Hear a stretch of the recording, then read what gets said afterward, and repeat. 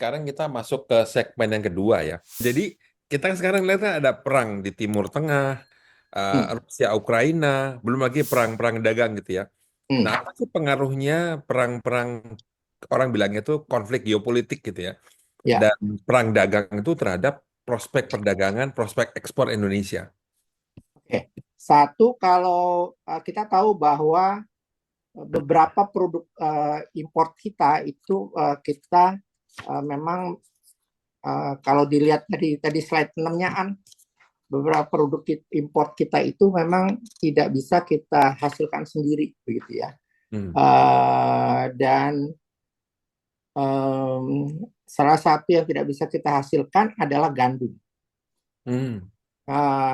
Walaupun gandum slide 6 uh, walaupun gandum nggak masuk produk impor utama lah ya, Iya. tapi kita tahu bahwa ini konsumsi gandum Indonesia ini sangat tinggi banget gitu ya. Apa Pak Budi atau Pak Roy mungkin dalam satu minggu pasti pernah makan mie gitu ya, pernah makan roti gitu. Nggak mungkin dalam satu minggu itu nggak makan roti atau nggak makan mie gitu kan, pasti nggak mungkin lah gitu. Nah, sementara kita tidak menghasilkan gandum, sementara Ukraine itu penghasil gandum dunia Hmm. begitu. Nah, itu kita banyaknya impornya dari situ. Lalu juga urusan minyak, kita itu sekarang minyak itu sudah menjadi net importer. Mungkin kita ingat dulu waktu kita zaman kita masih SD SMP, kita masih negara OPEC gitu ya, kita negara penghasil apa Minyak. minyak dan gas. Nah, sekarang kita malah net importer karena banyak mengimpor. Nah, jadi perkembangan-perkembangan geopolitik ini tadi seperti perang Ukraine atau perang Palestina, walaupun kita dengan Palestina dan Israel misalnya memang hubungan dagangnya tidak banyak, tapi uh, pengaruh geopolitik di wilayah Timur Tengah itu, di mana barang-barang kita ke Eropa itu juga baik ekspor maupun impor itu banyak melalui terusan Suez misalnya. Itu kalau misalnya ketutup gitu, wah bisa repot juga kita pasokan atau ekspor kita ke wilayah-wilayah, kalau misalnya mesti muter ke Tanjung Harapan di Afrika Selatan itu ya, pastinya kan dari sisi waktu dan dari sisi biaya pasti akan mempengaruhi. Jadi memang apapun yang terjadi pasti akan mempengaruhi perdagangan kita gitu. Apalagi saya kemarin baca baca running text di salah satu TV swasta bahwa ini kalau Trump menang juga kemungkinan dia akan sedikit mengurangi tensi di Timur Tengah begitu ya. Alhamdulillah gitu ya, karena uh, kita agak was-was juga kalau misalnya jalur distribusi kita agak terganggu dengan adanya perang di wilayah tersebut. Ya. Terima kasih penjelasannya, Pak Ari ya. Memang supply chain kita jadinya terganggu gara-gara geopolitik itu. Iya, Nah, tadi tadi menarik nih, Pak Ari udah nyebutin presiden elected Amerika nih, Trump ya. hmm. Nah, ini kan seperti biasa Pak, new presiden, new kebijakan juga nih, terutama Iya, kebijakan perdagangan yang kita paling ngeri adalah hmm. proteksi yang dilakukan katanya negara-negara Amerika nih akan memprotek. Kemarin aja Trump juga rada mengancam ya kalau kita masuk ke BRIC kita bisa diprotek 100%, maksudnya dinaikkan ya Hmm. masuk Amerika. Nah, ini bagaimana uh, Pak Ari dengan adanya kebijakan-kebijakan di negara adidaya nih terhadap Ya, pasar ekspor Indonesia? ya, memang kita di pemerintahan menyebut pemerintahan Trump yang akan datang ini, yang walaupun baru akan dilantik sebagai presiden pada 20 Januari 2025 nanti, kita nyebutnya sebagai Trump 2.0 gitu ya. Karena kita Dua kali deh. ya karena beliau kan sudah pernah begitu kan. Jadi Iya. kita minimal lah sudah mulai tahu lah kira-kira arahnya kemana begitu Nah, kan. Dan dari arah yang kemarin itu sebenarnya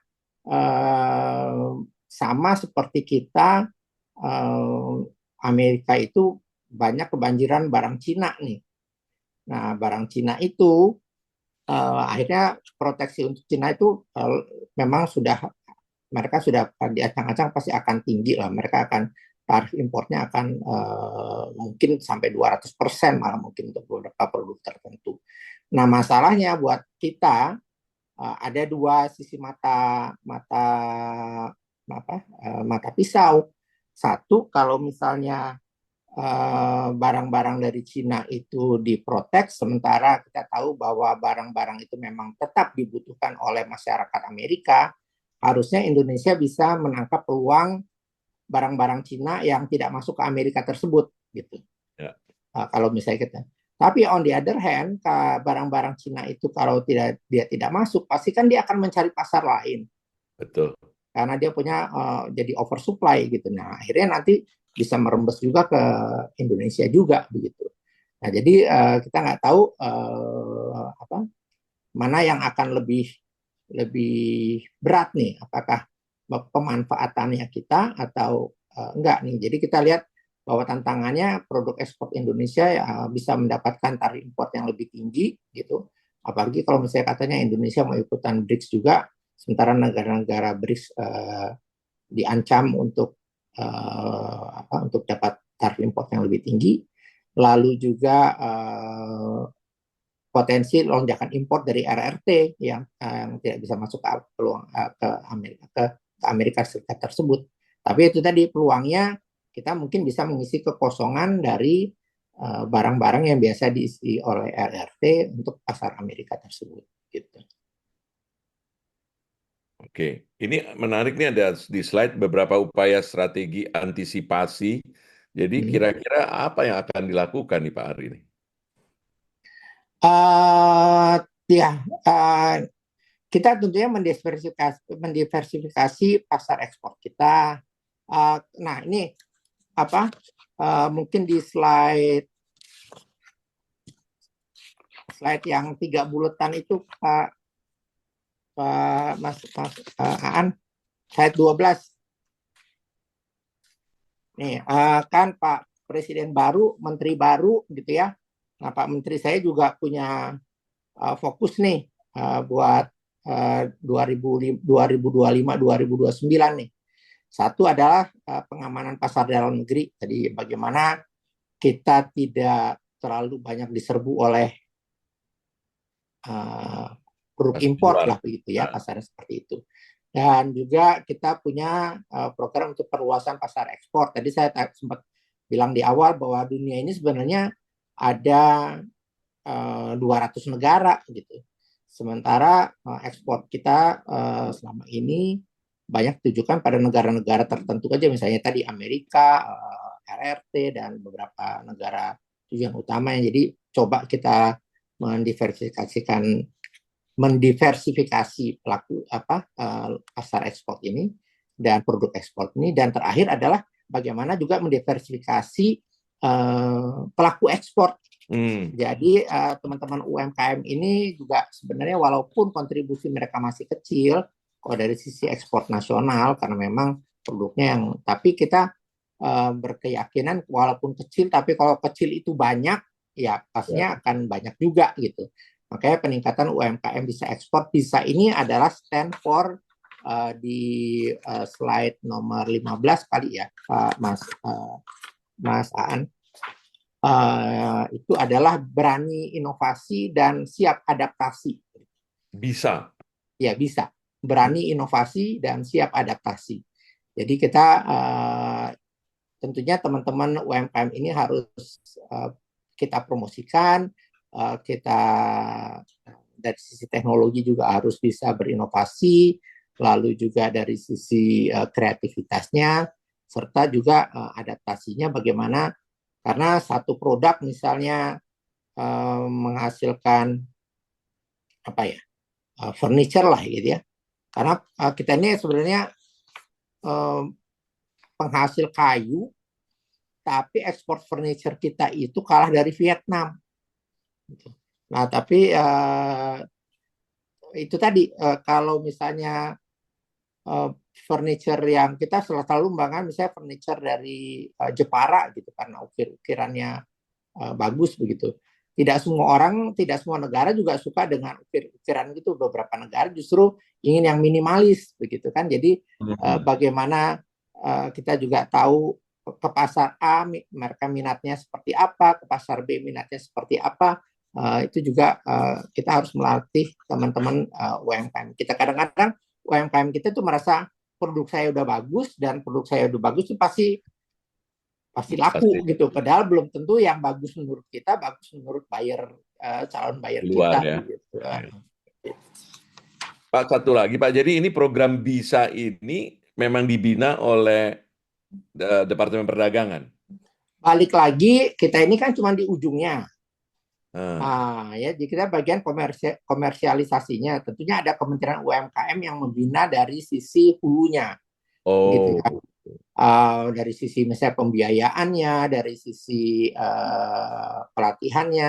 Nah, tapi dari kemarin terus terang kami sudah Pak Menteri kami sudah bertemu dengan Pak Menteri UMKM sendiri dengan dan juga Pak Menteri Dikti dan Sains dan Teknologi karena triple helix-nya ini mesti jalan nih antara pelaku usaha, akademisi dan pemerintah begitu ya untuk bisa karena seperti tadi di slide berapa tadi ya slide 16 siapa namanya nah ini nah untuk teman-teman itu bisa teman-teman UKM itu bisa mendesain ini begitu banyak mohon maaf UMKM di beberapa pelosok itu misalnya tadi ini gambar ibu-ibu yang memegang anyaman gitu ya mereka tuh menganyam turun menurun ya modelnya gitu-gitu aja gitu. Nah, jadi sementara kita tahu bahwa perguruan tinggi kita tuh banyak punya fakultas desain produk dan segala macam gitu. Nah, bagaimana mengawinkan dari para kalau kami pegawai negeri juga, gue juga nggak expert banget dari sisi desain gitu kan. Ahlinya adalah para akademisi dan bagaimana mengawinkan antara kerajinan itu kebiasaan mengrajin itu dengan desainnya dengan pasarnya begitu. Jadi tiga tersebut coba kita kawinkan untuk bisa menembus pasar. Jadi balik-balik kita cuman menyampaikan informasi pasar ekspornya begitu. Ya, jadi informasi dari luar ya, kebutuhan, selera keinginan. pasar, Ya, betul. lalu saingan kita itu siapa, lalu terus kira-kira kompetitor kita itu siapa, regulasi di negara tersebut itu seperti apa, begitu ya. Kadang-kadang kan tadi kalau kita ngomongin tadi tarif, misalnya tadi ngomongin Amerika tadi ngomongin tentang tarif, kadang-kadang hambatannya tidak hanya tarif, tapi misalnya standarnya juga menjadi yang non tarif barrier juga itu kadang-kadang bisa menjadi halangan buat eksportir kita nih, begitu. Oke, Pak. Baik, terima kasih, Mbak Risa. Kita kan juga tahu ya sekarang ini era digitalisasi dan e-commerce. Ya. Nah, apa sih tren terbaru dalam perdagangan internasional terkait dua hal itu? Dan bagaimana Indonesia, khususnya UMKM tadi ya, bisa memanfaatkan digitalisasi dan e-commerce ini? Ya, kita ini menjadi mendapatkan tidak hanya Indonesia saya rasa, tapi blessing in disguise dari pandemi kemarin, gitu ya. Mungkin para pelaku ekspor kita yang tradisional atau yang biasa melakukan kegiatan perdagangan secara fisik, gitu, mau tidak mau karena COVID kemarin, pandemi kemarin, dipaksa untuk harus mendigitalize gitu ya semua kegiatan perdagangan mereka begitu. Jadi kegiatan melalui online dan segala macam. Nah ini juga menjadi blessing in disguise buat kita. Dan tapi kadang-kadang mereka terutama yang UMKM mereka kadang-kadang misalnya melakukan promosi melalui sosial media, melalui TikTok atau melalui IG atau Facebook itu ya hanya naruh barang misalnya balik lagi tadi produk anyaman gitu ya. Eh, Bayangkan Pak Budi dan Pak Roy ini pembeli dari Amerika atau pembeli dari Eropa. Kadang-kadang you could not differentiate ini anyaman, apakah ini anyaman Indonesia, apakah itu anyaman dari Malaysia, apakah itu anyaman dari Thailand atau anyaman dari Vietnam gitu kan, sama-sama aja gitu kan. Yang penting kan anyaman begitu. Kayak orang turis pulang dari dari Vietnam kadang-kadang bawanya caping gitu kan. Tapi kan caping kan juga semua bisa memproduksi juga. Nah, tapi kita mendidik teman-teman para UMKM itu juga untuk bisa melakukan storytelling daripada produk-produk mereka kalau mereka mempromosikan di sosial media. Tadi yang slide yang tadi ya, yang Pak Mas Kaan, yang barusan yang slide nomor 7. Nah, tapi tadi menindaklanjuti apa yang kata Pak Budi, perkembangannya juga sekarang kita ada isu lingkungan, begitu bahwa produk-produk ya yang diekspor itu juga harus ramah lingkungan, makanya storytelling ini harus bisa dan storytellingnya yang benar tentunya ya, jangan cuma ngarang-ngarang doang gitu ya. Lalu tadi sempat kita omongin perkembangan geopolitik itu juga menjadi tantangan perdagangan kita, perubahan demografi global. Kita tahu bahwa kita punya bonus demografi, tapi on the other side of the world itu mereka mulai aging society, pastinya juga jangan berubah slide dulu, masih yang nomor 7. Jadi mereka kebutuhannya tentunya akan berbeda. Lalu juga tadi disrupsi ekonomi karena tadi ada digitalisasi, gangguan rantai pasok global gara-gara tadi geopolitik, perubahan harga pangan dan energi masing-masing negara termasuk kita, makanya kita sekarang ada Menko khusus untuk pangan begitu ya. Masing-masing negara itu sedang memproduksi bagaimana mereka mempunyai ketahanan pangan dan ketahanan energinya masing-masing, serta pergeseran status ekonomi negara-negara yang tadinya kita anggap LDCs gitu ya. Mohon maaf, mudah-mudahan ini pesertanya tidak ada dari Bangladesh atau dari mana begitu ya. Sekarang negara-negara yang tadinya kita anggap LDCs itu ternyata punya potensi besar untuk kita masuki pasarnya karena mereka sudah masuk ke strata negara kelas menengah begitu. Jadi untuk pengembangan pasar seperti saya sampaikan tadi, untuk diversifikasi pasar, kita juga harus melirik negara-negara yang tadinya sempat kita tidak lirik gitu karena kita anggap miskin gitu, tapi ternyata mereka sekarang punya kemampuan untuk membeli produk-produk kita gitu. Begitu Pak Budi.